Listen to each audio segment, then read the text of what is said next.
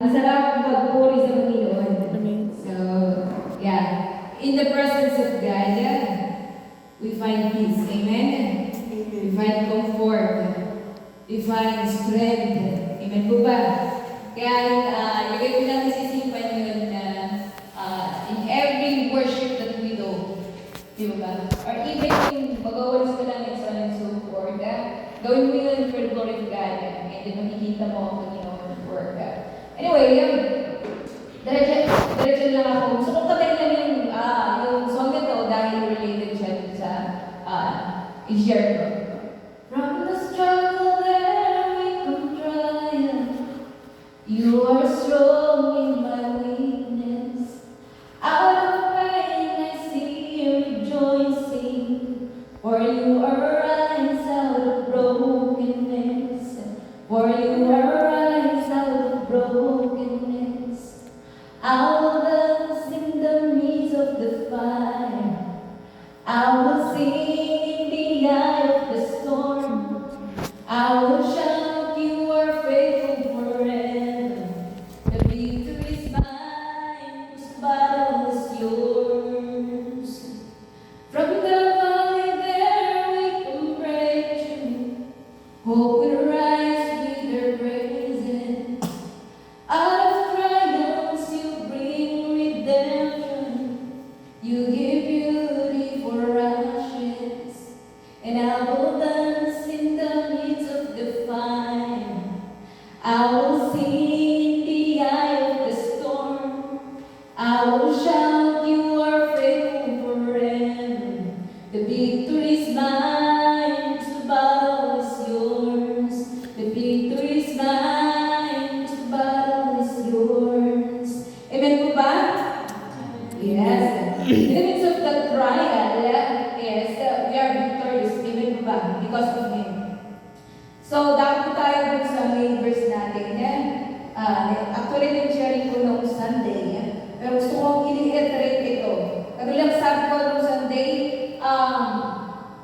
alam ko, familiar tayo. This is the, kung bakit, nung kinakraft namin or, yes, nung pinag-iisipan namin or, pinag-iisipan ng team, yung pangalan, yung maling pangalan ng organization nito, is, napunta dun sa verse na Ephesians 6. Kaya ano po yung natin? Ano po yung pangalan ng organization?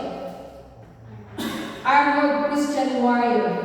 And yun po yung i-share ko sa inyo. The armor of God. Di ba?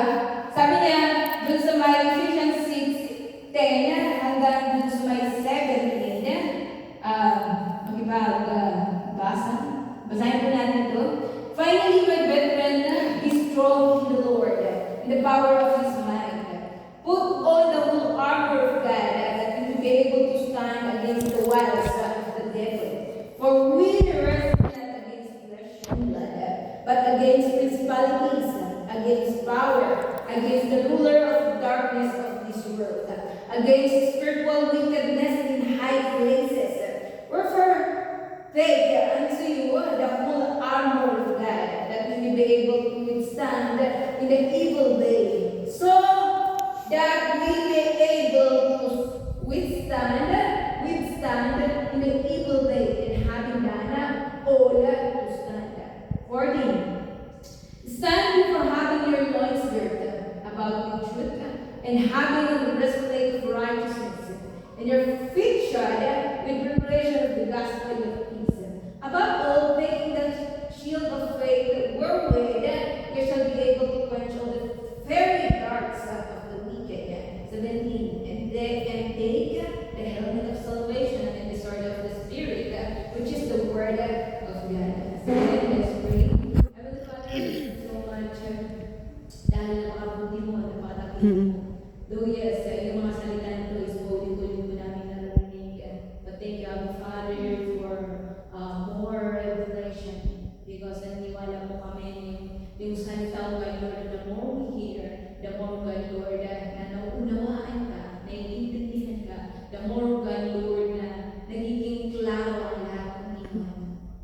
Thank you, Abba Father, for your divine intervention. Thanks so much for a teachable spirit. Thanks so much, God Lord, for a good soul, good heart, na pwede ko magtaniman ng mga salita nito. Upang sa ganun lugar, Lord, hindi basta-basta mawala sa aming puso, sa aming isipan, na hindi lang po namin narinig, but rather, we put it in action to shine po sa buhay po namin, Panginoon. Thank you so much. Thanks so much for understanding and young wisdom. And thank you that truly indeed that you are this place. And hindi ko po kaya i-share to at kaya po ka Lord na ikaw yung makita, ikaw yung marinig sa mga oras na ito, Panginoon. And apart from you, kanin natin ko talaga. This is I ask Lord in Jesus' name. Amen. So, yeah. At yun na sinabi ko kanina na nanggaling yung pangalan ng organization na ito dito sa First ito. Kaya po yung vision po natin, i-create po natin yung vision.org. We are united warriors making different here in Bontoc toward Mountain Province. Ulitin po natin yan. We are united warriors. We are united warriors making difference here in Bontoc towards Mountain Province. We are united warriors making difference in Bontoc towards Mountain Province. So nakasimple po yun na making difference.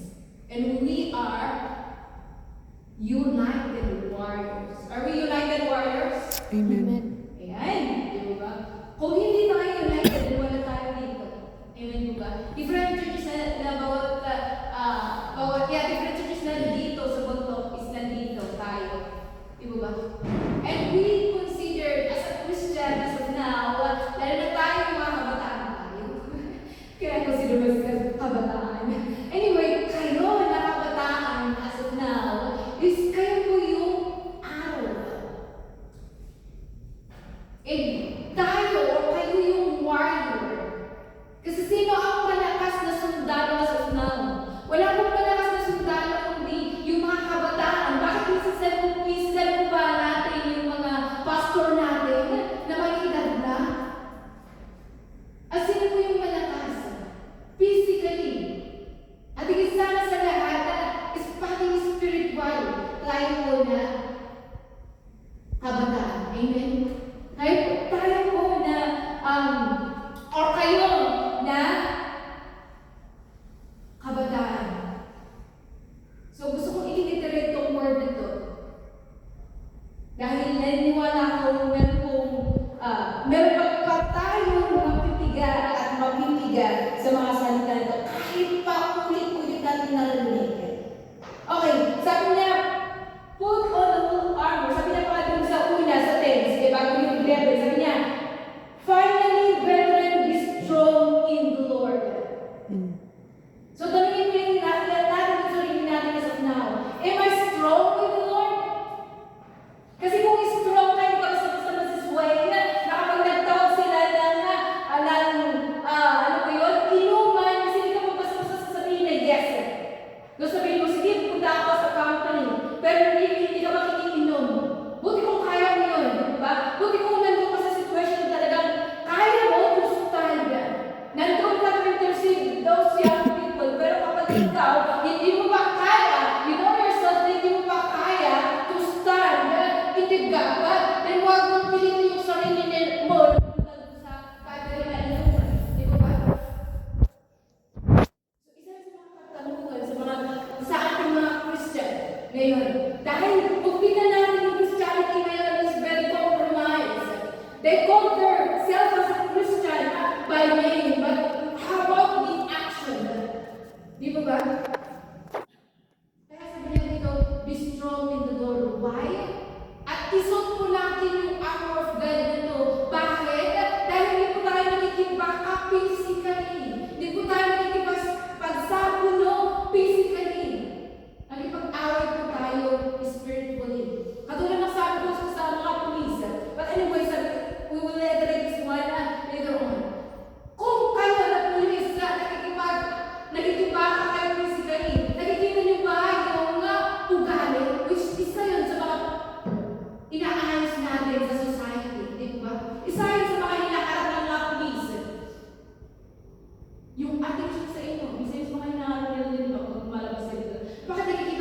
ba nila yun?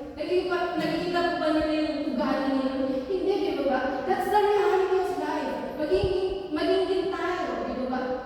Nakikita po ba natin yung mga ugali? And so on and so forth?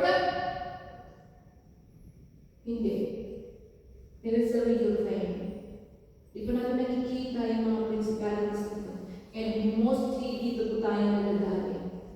Okay lang yung makikita mo, di ba ba? Para makaiwas ka. Di ba ba? Pero hindi mo nakikita.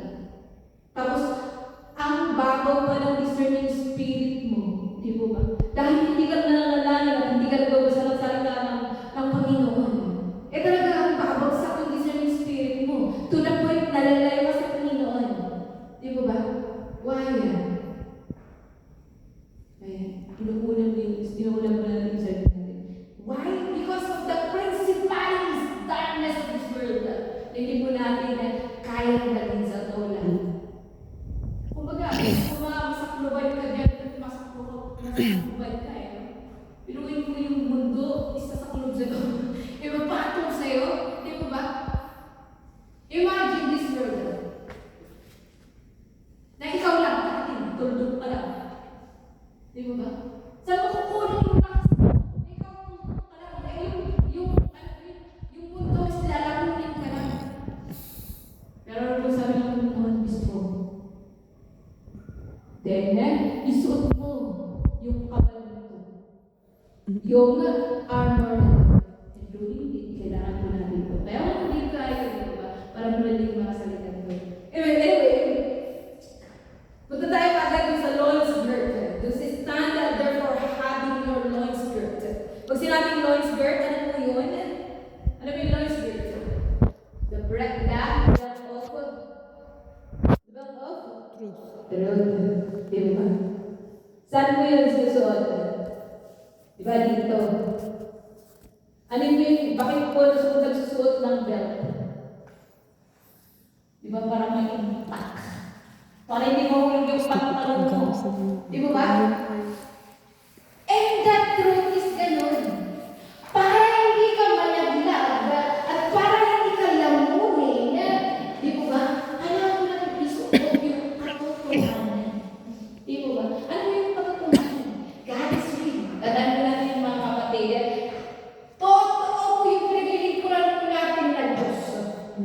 Yun ang isa sa pinaka-number 1 na totoo. Kailangan ilagay mo natin yung sisipan natin. Lord, you are true God. Alam niyo po ba kung bakit dami na akong convert na Muslim? Dami na akong convert na kung anong religion doon sa Christianity. Why? Because the God of the Christian is real. Totoo po siya. May mga verses actually na anyway, alam ko mga sige na, punta tayo sa mga verses. Okay. Yung mga verses na to, sa Exodus 34:6, Deuteronomy 32:4, John 14:6, John 14:17, and then John 15:26. Ayan. Yung mga verses na yung binanggit yung Trinity, the God the Father, God the Son, God the Holy Spirit. Natotoo po yan. Tandaan po natin yan. Kasi isa yun sa mga katotohanan na kailangan natin para makibaka sa mundong ito. Ano naman? Pangalawa, na katotohanan is the Word of God. Di ba ba? You said in the Word, you never live, you never sin, kasi mo naka-experience dito. Tapos sabi mo, Lord, wala pa akong kailangan but you should be God, so on and so forth. Tapos sa lakay tulaw mo, pwede di mo na alam ang sasabihin mo. Ang alam mo lang gagawin sa manalangin. Tapos po, mamaya, anak, magawag na ako. Di ba ba? May mga instances na din. Why? Pinangawakan mo yung salita ng Panginoon, hindi po ba? Dahil yung salita ng Panginoon is real. Truth, totoo po yan. Kaya, yan, tanggalin po yung doubt. Kaya lagi kong challenge sa mga pareso, huwag niyo akong i-challenge. Huwag niyo sa akin punuin lahat. O huwag kayong maniwala doon sa mga alam mo yun. Kung may mga maniwala kayo lalo doon sa salita ng Panginoon. At kung hindi ka naniniwala sa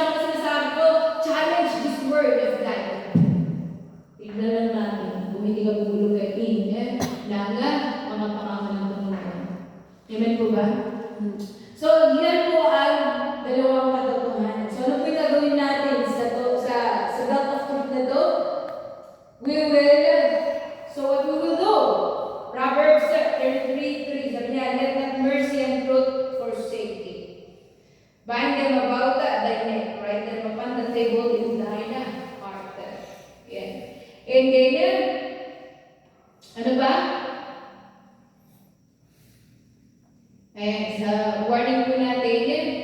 Psalms 145:18, the Lord is nigh unto all them that call upon Him, to all that call upon Him in truth. So malapit sa Panginoon ang mga totoong tumatawag sa Kanya dahil totoo siya na Diyos. Amen po ba? So pangalawa, breastplate of righteousness. Saan po sinusuot yung breastplate of righteousness? Bakit siya nandito? Ano po pinoprotektahan natin dito? Heart, exactly. Our heart is very deceitful. Di ba ba? Ano po yung sabi niya? Sa Maya. Ayan, Jeremiah 17:9. The heart is deceitful above all things, and the spirit wicked. Who can know it? And Proverbs 4:23, above all, guard your heart, for everything you do flow from it. Di ba? And ano po yung kaakibat ng breastplate? Is yung righteousness, the holiness. Di ba? At yung puso, kapag hindi natin yan iningatan, kung ano, yung nilalagay natin sa puso, then outward, may makikita yan. Mag-reflect po yan. Sa ugali natin, sa mga gagawin, sa puso mo sino ka. Yung the way magsalita, di ba? Umakta, di ba? Magagaling yan sa puso. Doon mag-uupisa yan sa utak. Makakuha rin lang nga, how many doors ng ating katawan, the feeling, ito, pandama, the eyes, the nose, the mouth, and the ears, and of course yung pandama na ito, ito pagdalaruan yan dun sa ulo, sa isipan, hanggang dun sa maya, magiging habit yan, and so on and so forth, mapupunta yan dun sa puso, hanggang dun sa may reflect yun in may labas mo yan. Kaya ano minsan lumalabas ang tunay mong kulay. Di ba? Why? At ang sinasabi dito is yung holiness. Kailangan mo natin maging holy because God is holy. Kailangan mo natin bantayan, kaya kailangan natin magsuot ng breastplate.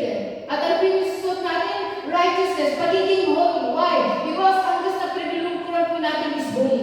And we need to be holy too. Nandito tayo sa kanyang salita. At hindi ko na babasahin dahil nabot tayo ng oras. At kung babasahin ko yung how many verses na nandito. Amen? Please. Alam ko hindi po madali maging holy sa Panginoon. Pero I know na believe na nagiging holy tayo. Why? Because we receive Jesus Christ as our Lord and Savior. And yun yung assurance na holy po tayo sa kanyang harapan. Kung! Question is kung totoo tinanggap mo ang Panginoon as your Lord and Savior. Because I know I believe na kapag yun, ang gagawin natin really reflect. Mag-reflect. At katulad ng sabi ko sa kanina, na kapag yung discerning mo, and I know I believe na yung conviction na magagaling sa Panginoon, kung real na tinanggap mo ang Panginoon is malakas yan. At kapag sinabi ng demonyo, heck yeah, inom tayo doon, and so on and so forth, is meron kang kalakasan para hindi matuloy. Hindi tuloy yun. Or hindi lumapit dun sa temptation. Or hindi kagatin yung temptation. Amen po ba? Okay. That is holiness or righteousness. Okay. Pangatlo. The fit shod with preparation of the gospel of peace. Saan po susunod yung fit shod? Yung combat. Di ba? Bakit po tayo masusunod ng combat? Sino po yung nag-drive magsakasaka? Nabutan niyo po ba yung mag-drive magsakasaka? Nang bata kayo? Nabutan po kayo? Na walang chinelas, gano'n kayo. Nabubukunan niyo po, bubukunan, pupunta ng kainin, bubukunan, pupunta ng palayan. Di ba ba? Di ba ba? Sino lang ka-try niyo? Di ba masakit? And ganun po spiritually.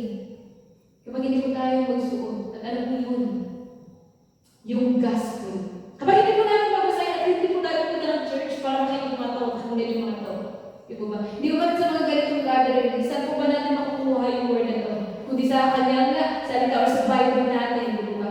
Mas lalo ma-explain to kapag maating tayo sa mga gathering na ganito. At mauunawaan natin ng buo kapag maating tayo ng mga gathering. Maating tayo ng church dahil makakatulong to sa ating spiritual life. Amen po.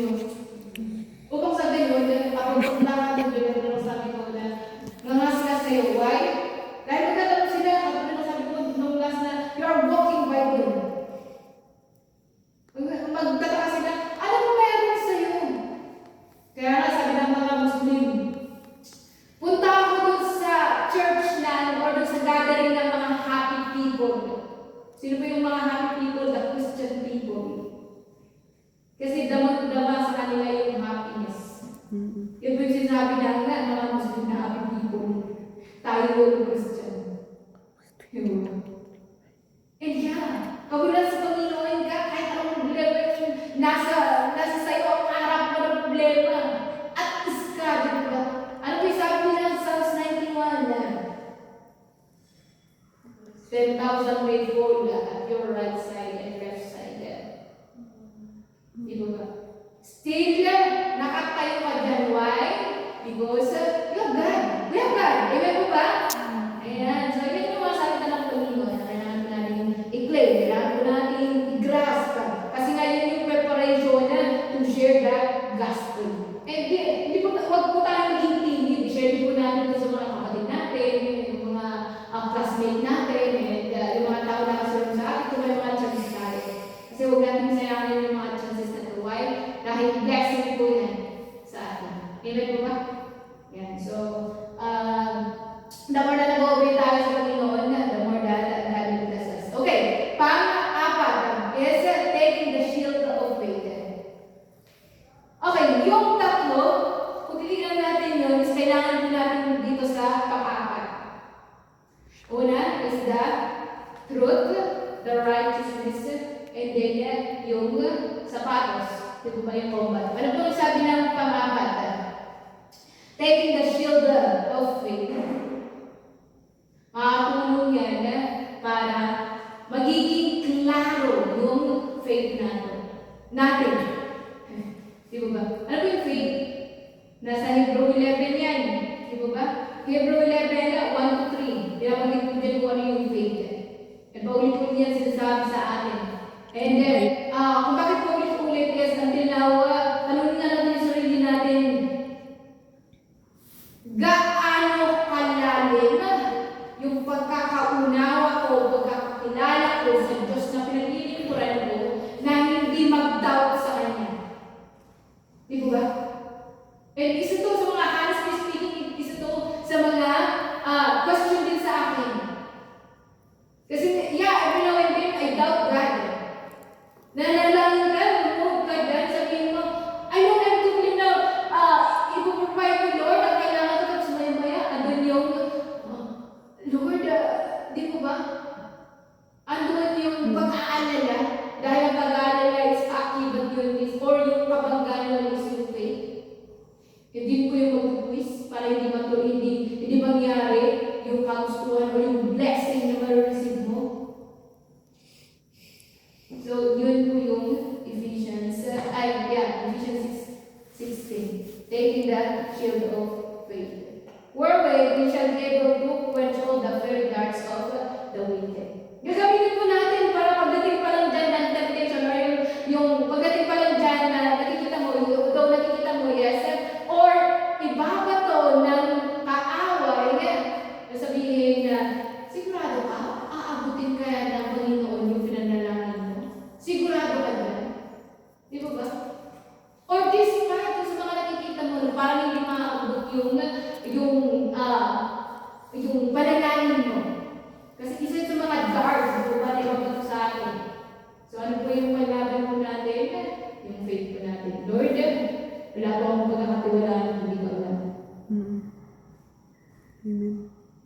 Wala po akong ibang yung mga voice na to. Yung mga problem na to, those are darts. At ang daming darts na tayo na encounter. Lord, kakayanin ko ito because of you. Why? You have faith, nasa Panginoon ka. Ayun, gagawin mo lang naman si activate yung faith. Nabagin ko na naman yung activation of faith. Di ba ba? Kailangan natin lumago spiritually para matanggal na yung mga doubts na to. Dahil ang kalaban mo natin is yung pagdadalawang isip mo. Okay. Panglima, the helmet of salvation. Sabi ko yung isusuot, yung helmet of salvation. Ano yung pangapat pala? Shield of faith. Shield. Kalasan, di ba?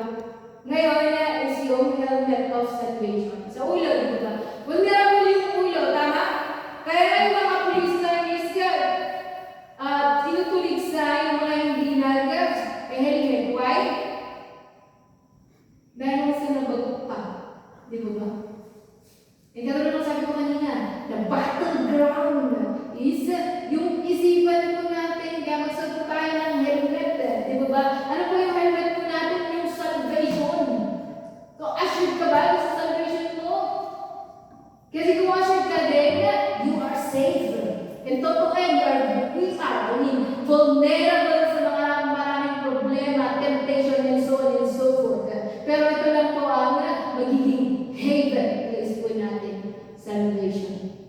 So, did you receive Jesus Christ as your Lord and Savior? Amen. Amen. Well, kailangan po natin magsuot ng helmet of salvation dahil meron pong rat na gusto kong i-share doon sa ano na yan. Ano po yung rat na yun? First na rat isa banggit niya doon sa lumang yung atag doon, yung first is yung nagkasala si Eve, yung generational versus generational sin, na yung rat na yun is saan mo tayo magpunta? Sa hell. Di ba? Diyan ituro mo ng mga masin. Nalis niyo? Yan po yung rat ng Panginoon. Para kasi po tayo doon sa rat ng Panginoon, yes, kailangan po natin, alam mo, masin, di ba? Jesus will do the life, the loves of the Father, except to Him. Para masin tayo, then maniwala tayo. Pagkabi natin si Jesus Christ as the Lord and Savior, di ba? And yun yung first rat. Rat ng Panginoon. Para masin tayo sa rat ng Panginoon. And then, anyway, yan yung katotohanan. Kapag hindi mo nululayan ni panagsabi mo niya ako, Diyos, or even kung sa kalaguli, di ba? Di ba? Ululayan tayo kung pagiging Christian tayo. Pagsakli mo lang naman tayo dyan. Di ba? Kaya kailangan natin i-assure yung salvation na ito. Kailangan mo natin i-secure yung life natin. But anyway, salvation is always now, not yesterday, not tomorrow, but always now. So, kailangan po natin maging laging ready. Sabi na so, yan po. Pangalawang rat is the rat of the darkness. So, matulad lang sinabi ko, ang daming gagawin sa'yo. To the point na gagamitin niya yung pass mo parang kanyang, and then, ano yung gagawin mo? Whether you go back or you move on. Nagets niya? So, this salvation, from the wrath of God and then from the wrath of this world. So, ano ba yung isusuot natin? The helmet of salvation. Amen po ba? Okay. Malapit na tayo. Alis na pala. The sword of the Spirit. So, ano pong gagamitin mong pamana? O yung sword, o yung espada. Ano po yung espada na gagamitin mo? The Spirit, which is the word of God. And this word, ito rin ang sabi ko, balikan po natin mga pinagsabi ko na muna. Di ba? The God, the word is free. At totoo po yung salita ng Panginoon. And alam niyo po si Satan, ano po ginamit niya? To tempt Jesus, salita din na nanggaling sa Biblia, na i-twist. Di ba ba? I-twist niya, yung ginamit niya sa kanya. Pero wala rin ginamit ng Panginoon. Don't tempt your God. Sabi ng Panginoon sa kanya. Anyway, ang sinasabi dito is, kailangan natin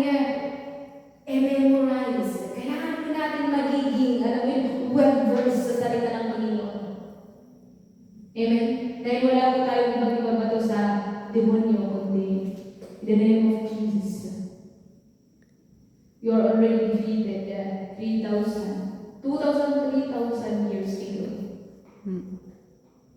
Nga, ang ginawa niyo, di ba ba? Di pa ako palagyan. Pagdating pa lang sa Jesus, wala na.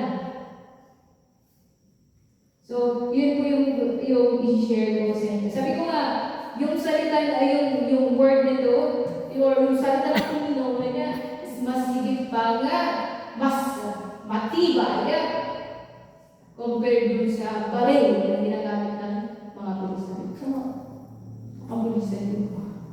Tama mo ba? Pero yun mo na yung, ang tawag doon, ito isang testimony, gusto ko lang i-share ko. Isang American soldier, nagbulsa ng Bible. Alam niyo po ba kung saan nag-end yung bullet doon sa Bible? To Psalms 91. That's testimony, real testimony ng isang sundalo.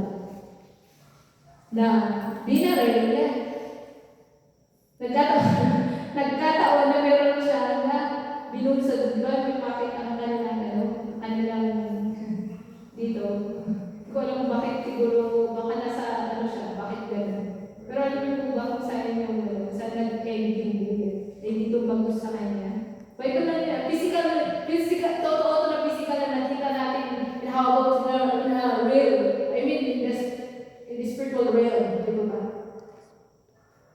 Real yun. Nasa, ano yun, magana ngayon, sa FB, meron din sa FB yun, nakita ko. Although nakita ko yun sa testimony ng mga,